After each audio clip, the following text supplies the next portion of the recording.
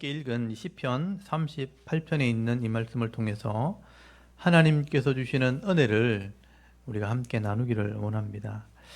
여러분 이 시편 38편에도 이 시제를 보시면 다윗의 기념시라고 되어 있죠. 다윗을 기억하는 시라고 볼 수 있습니다. 또 그 내용을 이렇게 살펴보면 참회의 시 또는 회개의 시가 기록이 되어 있습니다. 제가 몇 번 말씀을 드렸지만 이 시편에는요 일곱 편의 회개의 시가 기록이 되어 있는데 이 일곱 편의 회개의 시 중에 세 번째 회개의 시가 바로 시편 38편입니다. 그래서 본문에 이 다윗이 어떤 죄를 지었는지 대해서는 구체적으로 기록이 되어 있지 않지만 다윗이 범죄했을 때 하나님의 징계가 임하게 되고요. 굉장한 중한 병에 걸리게 되면서 다윗이 엄청난 고통을 겪게 되었을 때 그 깨달은 은혜를 오늘 시에 기록을 하게 됩니다.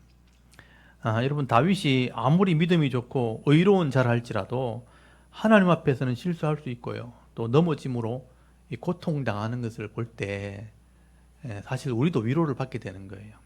우리도 뭐 완벽한 사람이 아니기 때문에 나름대로 뭐 열심히 신앙생활 한다고 하지만 조급한 마음에 실수하기도 하고 또 범죄하는 것 때문에 고통당하기도 하고 또 하나님의 징계 때문에 병들기도 하고 여러 가지 고난을 당하기도 합니다. 여러분 이럴 때 우리가 이 시편 말씀을 묵상하면서 이 다윗처럼 하나님께 엎드리고 기도함으로 위로와 복을 받아 누리면서 늘 회복하고 성숙함으로 나갈 수 있는 그런 은혜가 있기를 바랍니다. 여러분 오늘 시편 38편 이 시편에는요 좀 배경이 좀 깔려 있습니다. 어떤 배경이냐면 다윗이 굉장히 큰 중병에 걸렸다는 것을 알 수가 있습니다. 다윗이 어느 정도 아팠는가 여러분 여기 3절 한번 보십시오. 3절에 보시면 살이 성한 곳이 없고 뼈에 평안함이 없다 그렇게 기록을 하고 있죠. 5절에 한번 보십시오.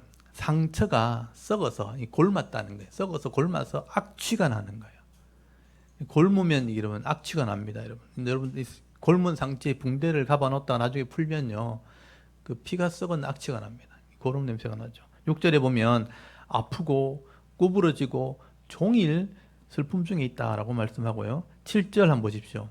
허리에 옆구리입니다. 옆구리에 열이 막 차 있고 살이 성한 곳이 없고요. 8절에는 피곤하고 상하고 깨어졌다는 거예요. 박살이 나서 깨어지고 마음이 불안해요.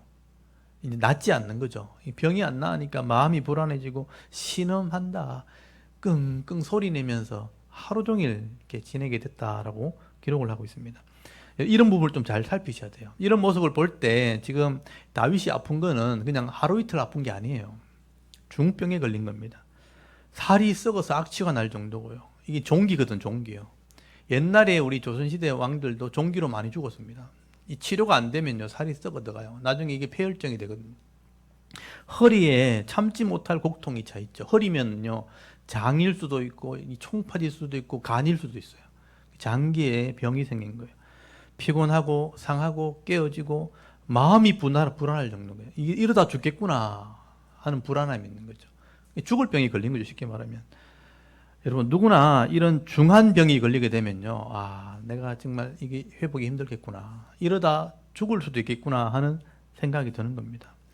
다윗은 그 당시에 왕이었지만 이 고대 시대는 의술이 발달되지 않은 시대죠. 그러니까 요즘처럼 이런 좋은 혜택을 받지를 못하는 겁니다. 여러분 이 왕들이라 해도요, 옛날에는 그렇게 의술이 발달되지 않았죠. 우리나라 같은 게 제일 가까운 게 조선시대잖아요. 조선시대 왕들이 병이 걸리면요, 치료를 못해서 죽은 왕들이 굉장히 많습니다. 여러분 조선시대 왕들의 평균 수명이 얼마인 줄 아십니까? 대충 여러분 얼마쯤 될 것 같아요? 조선시대 왕들의 평균, 얼마나 좋은 걸 먹고 의의들이 늘 붙어 있잖아요. 46세예요. 왕들도 최고의 의사들이 옆에 붙어 있는데도 46세가 평균 나이입니다. 평균 나이.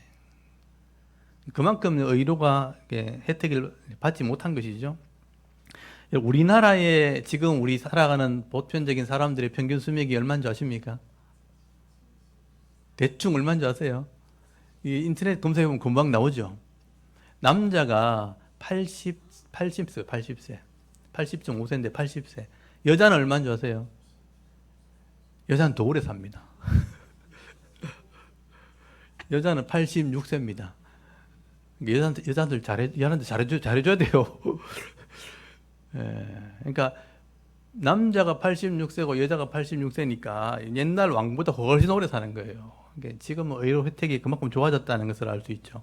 다윗도요, 왕이지만 죽을 병이 걸렸을 때 이게 심각한 고민을 하게 되는 겁니다. 예, 의사가 치료해도 낫지 않고 고통이 계속된다면, 야, 내가 이러다 죽겠구나. 절망에 빠질 수 있는 거죠. 방법이 없는 거예요. 아픈데. 예, 근데 오늘 다윗이 본문에 보시면요, 병상에 누워 있으면서 이런 생각을 하는, 내가 왜 이렇게 고통을 당할까? 왜 내가 이런 죽을 병이 걸려서 신음해야 되는가? 근데 다윗에게 하나님께서 이런 은혜를 주셔서 죄 때문에 고통이 왔다는 것을 깨닫게 하신 거예요. 그래서 자신의 삶을 돌아보면서 묵상을 하면서 자기가 어떤 죄를 지었는지를 깨닫게 됐고 회개하는 내용을 기록하게 된 겁니다. 이게 여러분 신앙이라는 거죠.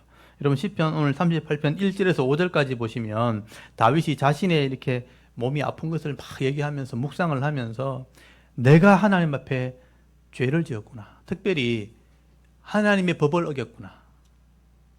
법을 어겼다는 죄를 이렇게 고백을 하게 돼요. 여러분 1절, 2절 한번 보십시오. 여호와여, 하나님의 이름이죠. 주의 진노하심으로 나를 책망하지 마시고 주의 분노하심으로 나를 징계하지 마소서. 주의 화살이 나를 찌르고 주의 손이 나를 심히 누르시나이다. 여기 보면 주의 노하심, 주의 분노하심, 주의 화살, 주의 손으로 누르셨다는 표현이 나오죠. 하나님이 내게 징계하셨다. 하나님이 나를 고통스럽게 하셨다. 그래서 3절에 보니까 내가 고통당하는 것은 내 죄 때문이고 내 죄악 때문이라.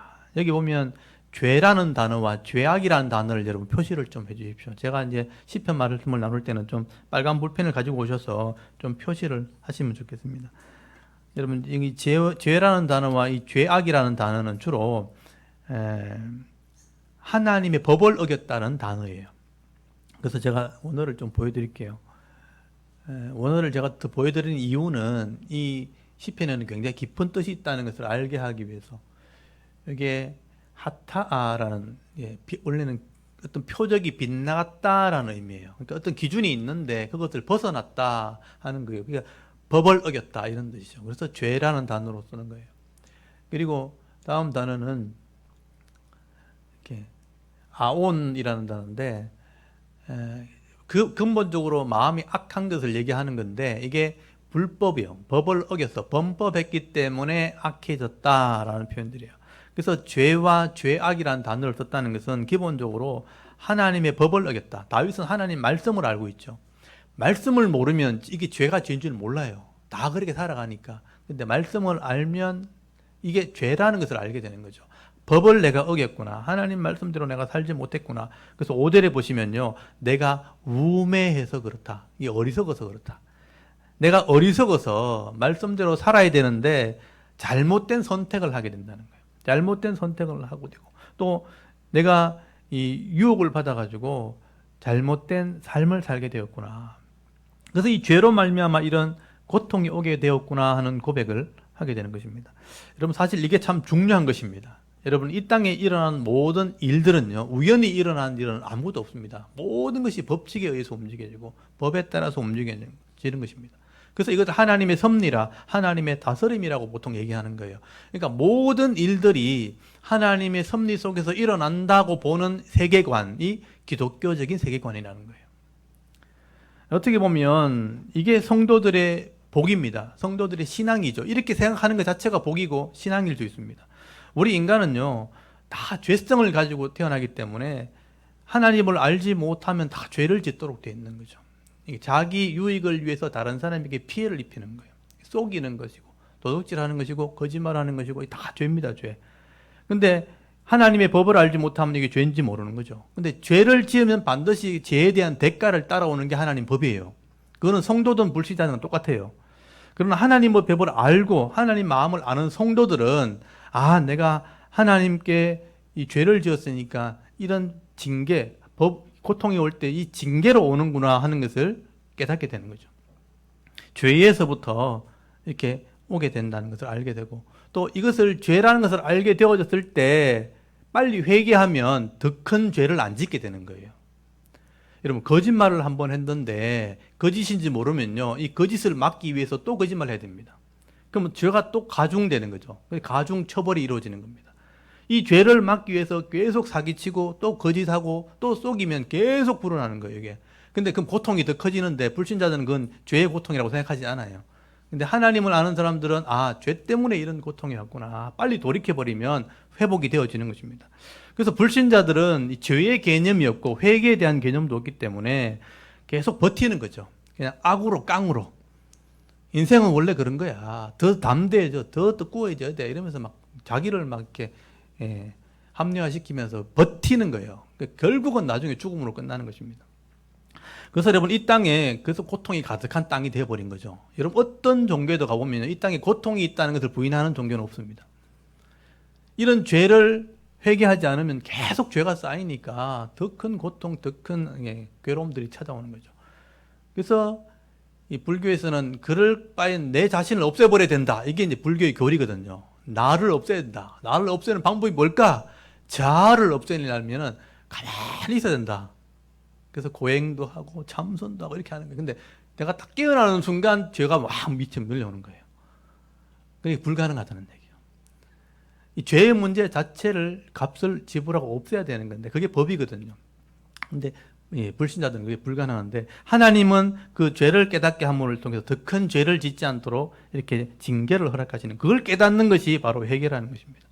하나님 입장에서는 좀 알아들어서 좀 죄로 가지 마라 하는 게 하나님 입장이에요. 그래서 법을 주시는 거죠. 기준을 주시는 것입니다. 근데 이걸 성경을 통해서 볼 수 있다면 이게 복인 겁니다. 더 악해지지 않도록 자꾸 자기를 단련하기 때문에 이게 신앙일 수 있는 거죠. 그래서 여러분, 레위기 율법에 보시면 제가 레위기 율법 설명드렸죠. 레위기 26장에 축복과 저주, 그러니까 상과 벌이 나온단 말이에요. 어떻게 하면 이 땅에서 상을 받는가, 복을 받는가, 평안을 누리는 방법. 어떻게 하면 이 땅에서 재앙이 임하는가, 그런 벌에 대한 규정이 나온단 말이에요. 이걸 아는 것이 지혜고 신앙이라는 거예요. 그래서 여러분, 레위기 26장을 한번 펴보십시오. 거기 보면 기준이 나온다는 거예요. 성경이 이걸 설명하고 있는 거예요. 레위기 26장 축복과 저주, 제가 꼭 기억하라고 제가 말씀드렸죠. 그래서 레위기가 중요한 겁니다. 이게 성경의 출발이니까. 레위기 1장부터 13장까지는, 레위기 26장 1절에서 13절까지는 순종했을 때 복이 임하는 내용이 나와요. 어떤 복을 받게 되는가, 마음에서부터 시작해서 어떻게 복이 임하는가 쭉 설명되어 있고, 14절부터가 불순종했을 때 어떤 징계가 임하는가, 단계별로 징계가 쫙 임한다는 거예요. 여러분, 거기 14절부터 17절까지 한번 읽어볼게요. 14절부터 읽습니다. 시작. 그러나 너희가 내게 청종하지 아니하여 이 모든 명령을 준행하지 아니하며 내 규례를 멸시하며 마음에 내 법도를 싫어하여 내 모든 계명을 준행하지 아니하며 내 언약을 배반할진대 내가 이같이 너희에게 행하리니 곧 내가 너희에게 놀라운 재앙을 내려 폐병과 열병으로 눈이 어둡고 생명이 쇠약하게 할 것이요 너희가 화정한 것은 어떠리니 너희의 대적들이 그것을 먹을 것이며 내가 너희를 치리니 너희가 너희의 대적에게 패할 것이요 너희를 미워하는 자가 너희를 다스릴 것이며 너희는 쫓는 자가 없어도 도망하리라. 아멘. 이게 첫 번째 징계거든요. 그래서 이게 단계별로 나중에 이제 레위기를 제가 설명할 기회가 있을 때 번호를 이렇게 붙여드릴 겁니다. 첫 번째, 두 번째, 세 번째 쫙 나와요. 마지막에는 나라가 망하는 거예요. 전쟁이 그래서 마지막에 일어나는 거예요. 그래서 첫 번째 보시면 너희가 이 말씀, 이 계명을 마음에 두기도 싫어하고 법을 배우기도 싫어하고 안 지키면 이런 재앙이 임한다. 이런 벌이 임한다. 그 제일 작은 재앙이 뭐냐면 내 몸에 이상이 생기는 거예요. 그래서 폐병, 열병이란 말이 나오죠. 눈이 어둡고 생명이 쇠약한다. 피곤해진다. 기력이 약해진다. 이런 의미예요. 그러니까 하나님의 말씀을 들으면 당연히 복을 받겠도록 그게 13절까지 나오는 내용이에요. 앞에 나오는 내용이에요. 어떤 복이 임하는지 건강의 복부터 시작해서 쫙 나옵니다. 가정의 복, 기업의 복, 나라의 복 쫙 나온단 말이에요. 이런 복을 맞도록 약속이 되어 있으면 그걸 선택하는 게 좋은데 하나님 말씀을 모르니까 그렇게 안 하는 거예요, 사람이. 욕심대로 사니까. 그래서 이런 죄를 어기면, 말씀을 어기면 이런 재앙이 임하는데 제일 먼저 임하는 게 쉽게 말하면 폐의 병이 온다는 게 기관지병이거든요. 그러니까 열이 나서 생기는, 염증이 생기는 병, 그러니까 면역성이 떨어지는 병이에요. 면역성이 떨어지는 병이 제일 먼저 온다는 거죠. 그때 딱 알아차리라는 거죠. 내 생활에 문제가 생겼다. 쉽게 말하면 하나님 말씀을 어기게 되어지면 하나님이 도와줄 수가 없는 거예요. 하나님이 못 도와주니까 내 혼자 뭘 하다 보면 일이 안 돼. 일이 안 돼 보십시오. 자꾸 짜증나고 힘들고 잠도 안 오고 막 괴로운 거예요. 그러면 잠을 못 자. 뭐 술을 먹는 사람 술을 먹고 막 밥 잠늦게 막 자꾸 이러면 균형이 깨져버릴 거 아니에요. 일이 안 되니까 일찍 못 일어나고 또 늦게 누우니까 잠이 안 오고 깨어지고 균형이 깨지니까 면역성이 당연히 떨어지죠. 면역성이 떨어지면 제일 먼저 오는 게 이런 감기나 기관지병인 거예요. 열이 나는, 염증이 생기는 병이에요. 상처가 생기면 빨리 안 낫는 거예요. 근데 그게 조치를 취해야 되는데 조치를 취하지 않잖아요. 그럼 더 중한 병으로 가게 되는 것입니다. 그러니까 일상생활의 균형이 깨어지면 당연히 면역성이 떨어집니다. 면역성이 떨어지면 당연히 질병이 오게 되는 것이죠. 이때 자신을 깨달아야 되는 거죠. 아, 내가 지금 문제가 있구나.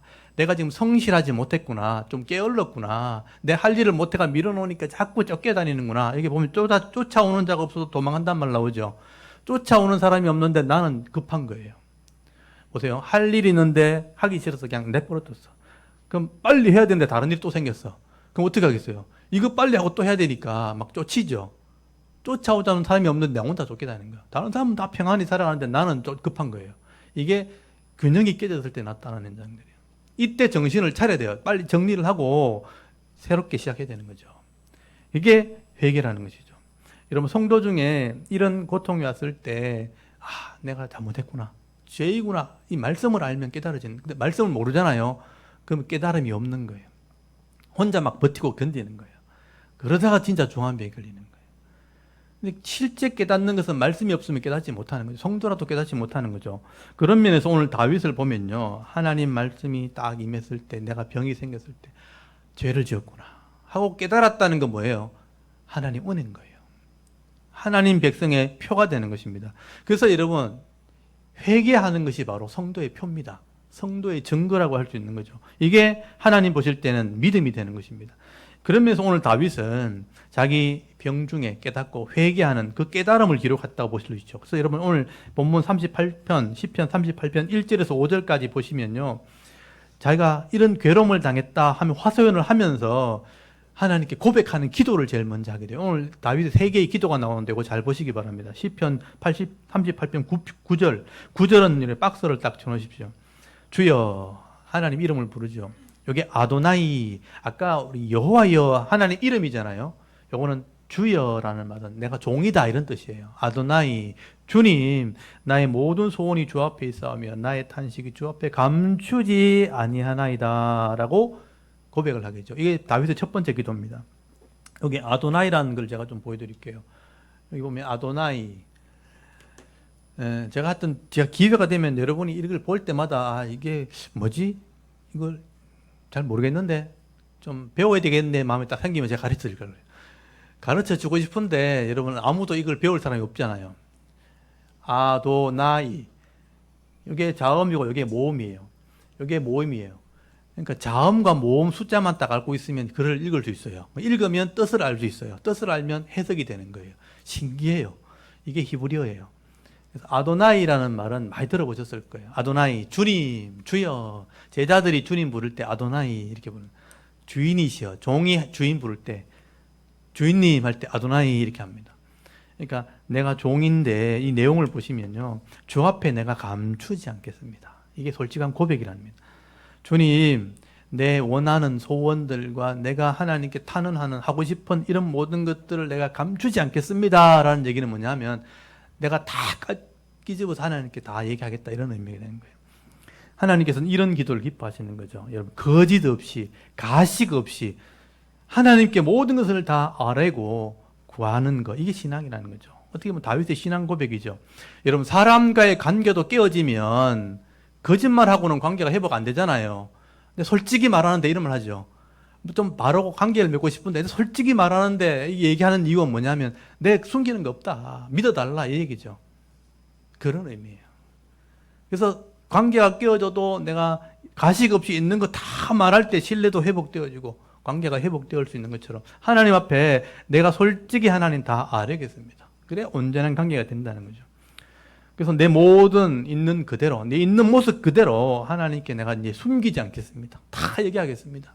그런 의미죠. 우리 죄인들이 경찰에 잡혔을 때 내가 다 자백하겠습니다 하면 이렇게 참작해 주는 것처럼 그런 의미가 되는 거죠. 여러분 이게 신앙 고백인데 여러분도 그런 마음을 가지셔야 돼요. 내가 어려움 생겼을 때 하나님께 내가 다 얘기하겠습니다. 숨기지 않겠습니다. 그리고 다윗은요 이런 질병 때문에 시험에 고통을 당하는데 다른 사람 때문에 엄청난 시험을 당하게 됩니다. 다윗이 지금 병들어 자기 몸도 챙기기 힘들어요. 중병이 걸렸기 때문에. 근데 11절에 보면요 그 병 걸렸을 때 사랑했던 사람들, 친구들, 또 친척들까지 막 자기를 무시하는 거예요. 여러분 다윗이 왕이었으니까 얼마나 잘해줬겠어요. 사랑해주고 사랑해준 사람인데도 자기가 병드니까 이제 죽을 것처럼 보이니까 이제 무시하는 멀리서 보는 거예요. 사람들이 볼 때도 이러다 다윗 회복되기 힘들겠다. 권력을 가진 사람인데 더 이상 도움이 안 되겠다는 거예요. 그러면 딴 길 찾아가는 거예요. 그래서 여기 보면 사랑하는 사람들도 여기 11절 보십시오. 사랑하는 자, 내가 사랑하는 사람인데 또 내 친구들인데 상처를 멀리하고 친척들도 멀리 섰다는 건 뭐냐면 이래 보는 거예요. 이 죽으면 내가 딴 길 가야 되는데 이렇게 하는 거죠. 다른 권력자를 봐야 되는데 이렇게 하는 거죠. 다윗이 이 모습 봤을 때 얼마나 속이 상했어요. 내가 저 사람들 얼마나 잘해줬는데 그 심한 것들 내가 지금 그 힘 있을 때 그냥 탁 없애버려 막 이런 마음 들 거예요. 속이 상하는 거, 시험을 드는 거죠. 또 하나 여러분 12절에 보면요 다윗의 반대편인 사람이에요. 생명을 죽이려고 했던 사람들 기회다. 다윗이 권력자인데 이제 죽을 병에 걸린 거예요. 아무리 봐도 회복될 가능성이 없어요. 그러면 뒤에서 작당을 하는 거죠. 다윗 죽으면 다음 사람이 누가 하지?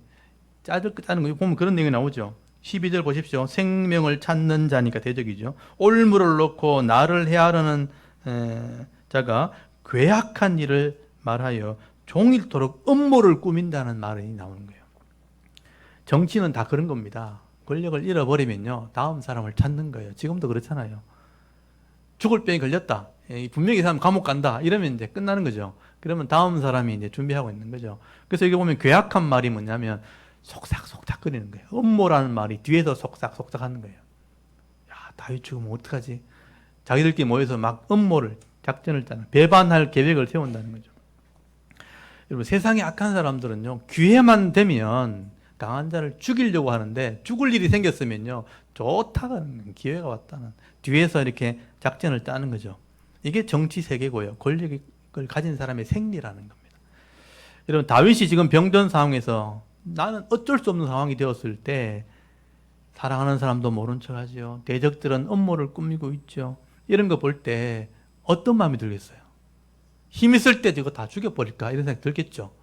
근데요, 다윗이 이런 유혹과 시험이 왔을 때 이 고통 중에도 믿음을 선택한다는 거예요. 그래서 여러분 13절 잘 보십시오. 13절에 보면요, 내가 못 본 척했다, 못 들은 척했다. 이게 굉장히 중요한 겁니다. 나는 못 듣는 자같이 듣지 아니하고 말 못하는 자같이 입을 열지 아니하오니 나는 듣지 못하는 자 같아서 내 입에는 반박할 말이 없나이다. 여기 반박할 말이 없나이다. 이게 굉장히 중요한 말입니다. 이 다윗이요, 그 시험이 왔고요, 막 이렇게 고통이 왔을 때 이 믿음을 선택한 겁니다. 신앙을 선택한 거죠. 못 듣는 척하고 못 본 척 했다. 쉽지 않은 일인데 그렇게 했다는 거죠. 그리고 14절 끝에 내 입에 반박할 말이 없다. 이 말은요, 굉장히 중요한 말인데요. 내가 일부러 이제 다른 쟁론, 다른 말을 하지 않았다라는 의미예요. 그래서 그 뒤에 보면 왜냐하면이란 말이 붙어 있는 거예요. 이걸 이제 한글 성경에는 안 보이기 때문에 제가 이걸 히브리어로 제가 준비를 좀 해놨어요. 잘 보십시오. 한번 읽어볼까요? 이제 이게 시편 38편 원문인데 이게 14절에 절수를 적어놨어요. 14절이 그 말이죠. 내가 반박한 말이 없습니다. 그리고 15절 넘어가잖아요. 근데 여기 보시면 제가 일부러 표시해놨죠. 키라는 단어, 키. 좀 특이하죠.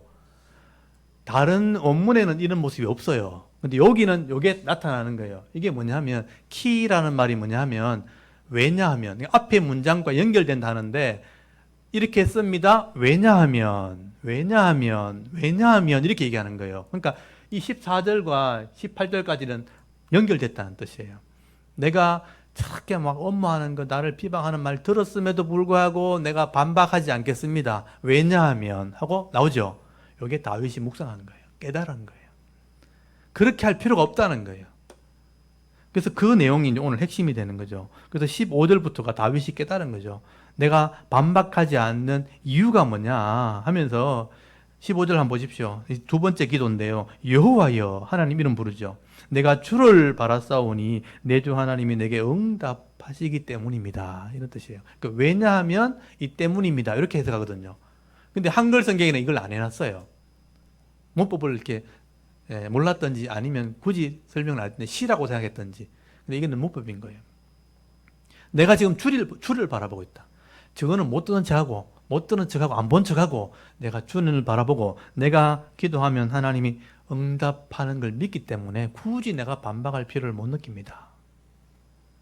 그런 의미예요.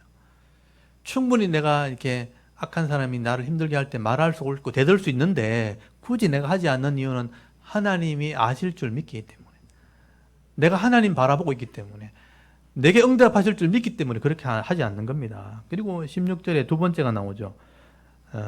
내가 두렵건대 그들이 나를 기뻐하며 내가 실족할 때 나를 향하여 스스로 교만할까 하나이다. 내가 악하게 하면 저들이 더 승리할 것 같으니까 하나님이 저들을 해결해 줄 믿는다는 거예요.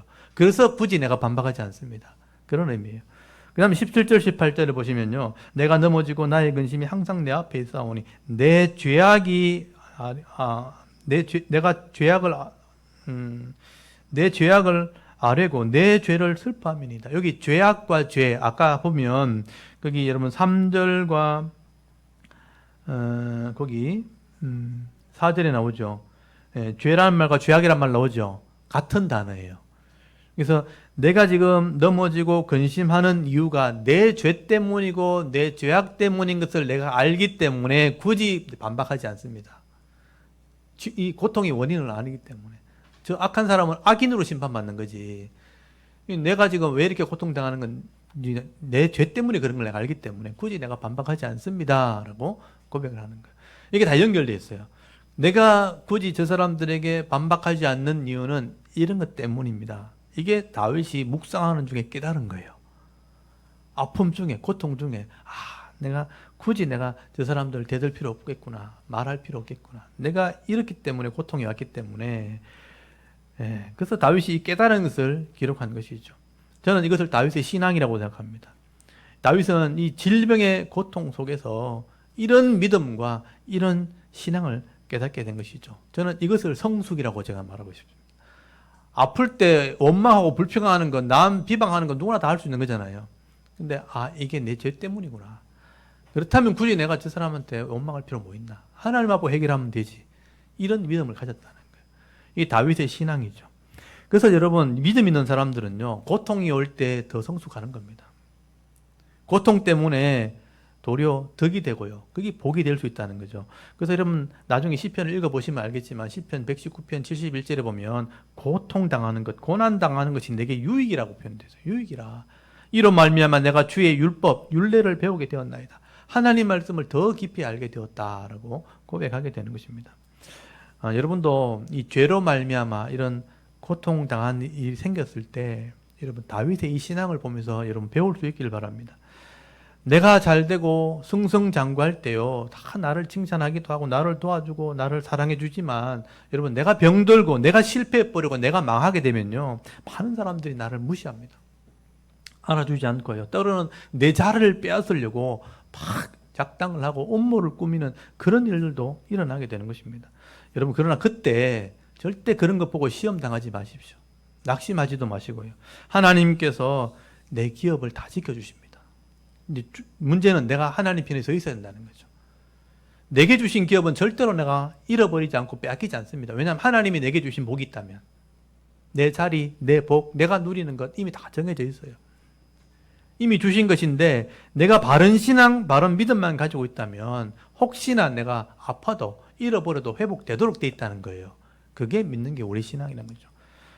중요한 것은 내가 이런 악을 만났을 때, 대적을 만났을 때 내가 시험 들지 않고 실족하지 않고 믿음을 잃어버리지 않기만 한다면 조금 잃어버린 것 반드시 회복됩니다. 돌아오도록 되어 있는 것이죠. 그래서 여러분 15절 말씀을 꼭 기억하셔야 돼요. 내가 하나님을 바라본다는 거예요. 이 두 번째 다윗의 기도, 여호와여 내가 주를 바라싸우니 내 주 하나님이 내게 응답하실 줄 내가 믿는다는 거죠. 이게 우리의 신앙이 되어야 되는 겁니다. 그래서 다윗은 마지막으로 하나님께 호소하는 기도하는 내용이 나옵니다. 이 마지막 기도가 19절부터 이제 22절까지 다윗의 마지막 기도입니다. 이 병이 낫지 않았어요. 아직 낫지 않고 고통 중에 있음에도 불구하고 다윗이 아마 울면서 이걸 기도했을 겁니다.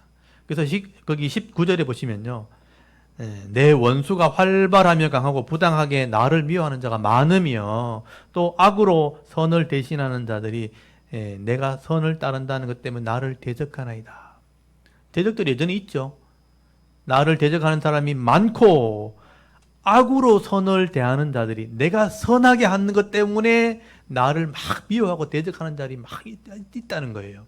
그래서 여호와여 또 부르죠. 여호와여 나를 버리지 마소서. 나의 하나님이여 나를 멀리하지 마소서. 속히 나를 도우소서. 주 나의 구원이시여. 이건 하나님 도움을 구하는 기도죠. 그래서 21절에 이 기도가 굉장히 중요합니다.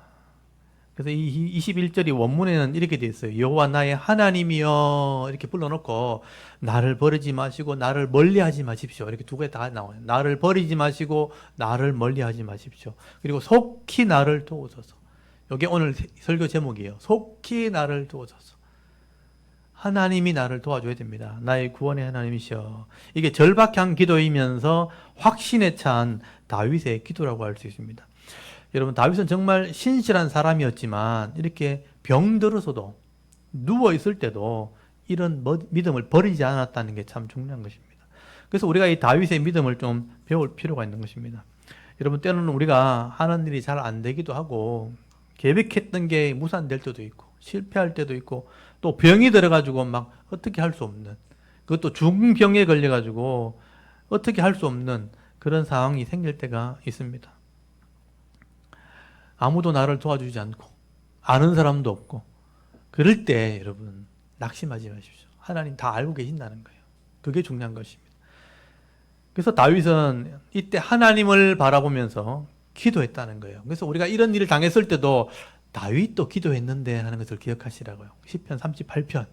근데 그냥 읽으면 이게 안 보이거든요. 제가 설명드리니까 좀 이게 이해가 되죠. 죽을 병이 걸린 거예요. 그때도 왕이지만 나을 수 없는 병인 거예요. 자기도 볼 때. 그렇지만 이런 기도를 했다는 게 중요한 거예요. 이걸 우리가 좀 배울 수 있어야 돼요. 시편 38편의 이 기도를 여러분 잘 묵상하시고 여러분 개인적으로 꼭 한 번 더 묵상해 보십시오.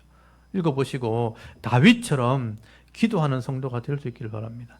그래서 오늘 다윗의 세 번 기도, 여러분 9절과 15절과 21절, 22절 그 세 개를 표시를 좀 해주시고요. 9절에 주여 아도나이 내가 종입니다 이 말이죠. 나의 모든 소원이 주 앞에 있사오며 나의 단식이 주 앞에 감추지 아니하다. 내가 숨기지 않겠습니다. 15절에는요. 여호와여 내가 주를 바라싸우니 내 주 하나님이 응답하시리다. 내가 하나님만 보겠습니다. 21절 22절 나를 버리지 마시고 가까이 해달라. 멀리하지 마시고 나를 속히 도와주십시오. 하나님이 살아계시니까 도와줄 줄 믿겠다는 거예요. 이 기도가 세 가지 기도가 나오는 겁니다. 여러분 다윗의 이 기도를 꼭 기억하시고요. 여러분 어려움 당할 때 분명히 어려움이 올 겁니다. 인생 가운데 어려움 당할 때 이 기도로 기도하실 수 있길 바랍니다. 여러분 오늘도 20편 38편 말씀 이 말씀을 통해서 다윗의 이 기도를 통해서 병든 중에 믿음을 잃어버리지 않고 기도하는 이 다윗의 신앙을 깊이 묵상하시고 오늘 저와 여러분이 고통 중에도 고난 중에도 기도로 승리하는 하나님 백성들이 다 되실 수 있기를 주의 이름으로 축원합니다. 아멘. 우리 잠깐 기도드리겠습니다. 하나님, 오래전에 다윗이 병들었을 때 하나님의 은혜를 구하